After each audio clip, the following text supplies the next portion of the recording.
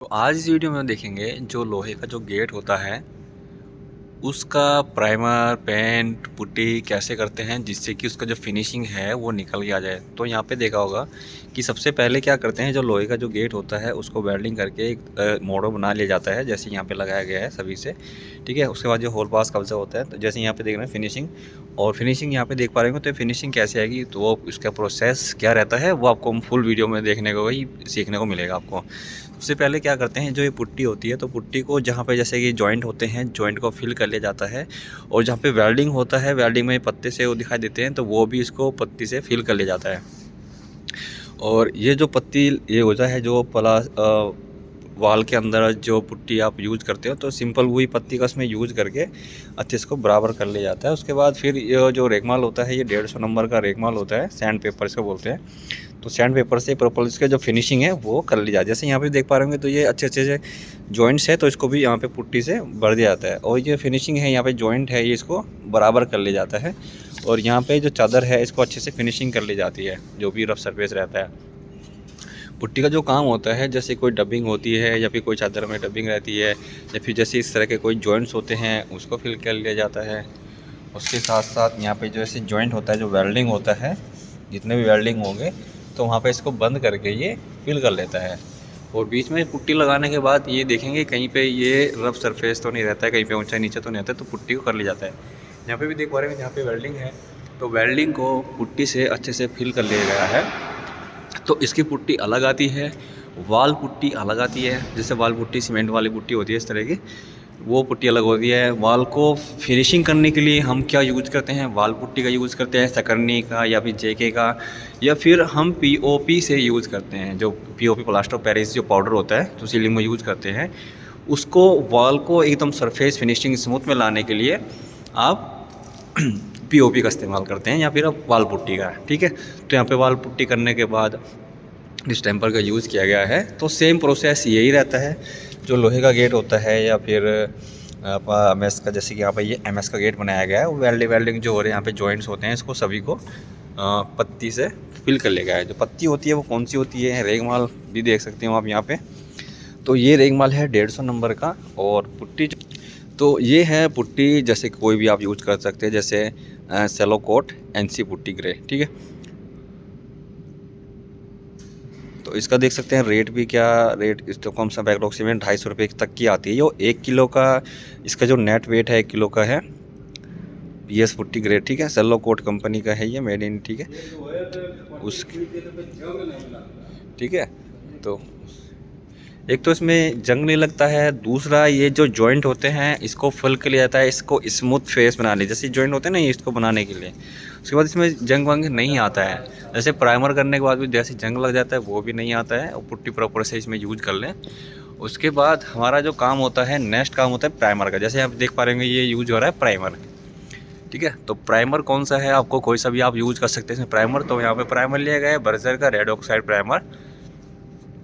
ठीक है, तो इसका तो ये रेड ऑक्साइड का प्राइमर है, जो इसका प्राइस है ये है 900 रुपये का। ठीक है, तो 900 रुपये का ही प्राइमर है। तो प्राइमर ब्रश से या फिर रोलर से आप कर सकते हो। जैसे 0 नंबर का रोलर होता है, जैसे कि ये रोलर है, तो आप रोलर से भी इसमें जैसे सरपोस होता है उसको यूज कर सकते हो। ठीक है, तो बेस्ट मैट फिनिशिंग मतलब एक अच्छी सी फिनिशिंग आती है निकल के, जैसे यहाँ पे देख पा रहे होंगे। तो यहाँ पे एक प्रॉपर फिनिशिंग आई है। उसके बाद दिखाता हूँ जो पेंट है वो क्या करना है। तो प्राइमर के बाद का काम होता है कलर का। जैसे कलर देख सकते हैं यहाँ पे बर्जर का ही यूज़ किया गया, luxury high gloss metal enable. ठीक है, तो ये इस कलर का यूज़ किया गया है।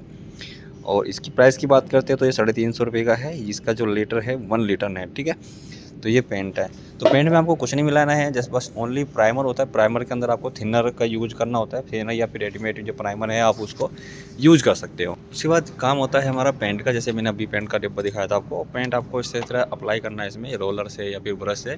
जहाँ पे ब्रश की सहायता से आपको ब्रश करना है ब्रश से होगा। उसके बाद आपका रोलर है, जो मैं प्लेन सरफेस है वहाँ पे रोलर से पेंट हो जाता है। तो पेंट तो यहाँ पे देख पा रहे होंगे ये फिनिशिंग है डबल कोट के लिए। तो यहाँ पे देख पा रहे होंगे जगह जगह छूटा हुआ है। तो ये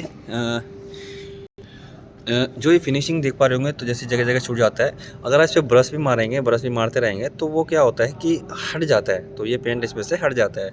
तो ये आपका सूखने के बाद बिल्कुल जब ये सूख जाएगा तब जाके ये अप्लाई होगा, क्योंकि हल्का हल्का से इसके ऊपर पेंट चढ़ा हुआ है, पतला पतला चढ़ाया हुआ है। अगर इसके पास इसको जैसे अब उसके ऊपर करना भी चाहेंगे तो फिर वो थिकनेस पड़ जाएगी, तो इसलिए पहले इसको सूखने देंगे। सूखने के बाद जो भी इसका जो लेयर होगी वो हटेगी नहीं।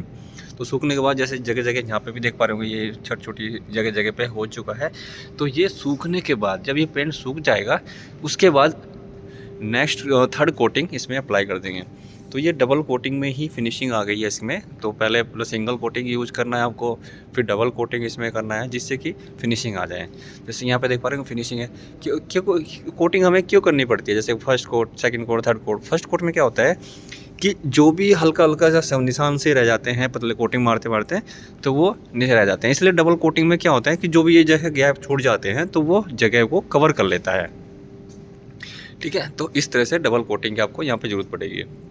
उसके बाद प्राइमर है। प्राइमर में जो थिनर आपको यूज करना है, जैसे कि थिनर आता है, इसको ये थिनर आता है इस तरह से, 1 लीटर में, 2 लीटर में या 3 लीटर में। तो इस तरह से आप इसमें इस्तेमाल यूज कर सकते हो।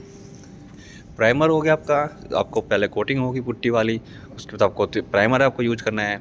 प्राइमर करने के बाद आपको कोई भी पेंट आप अप्लाई कर सकते हो।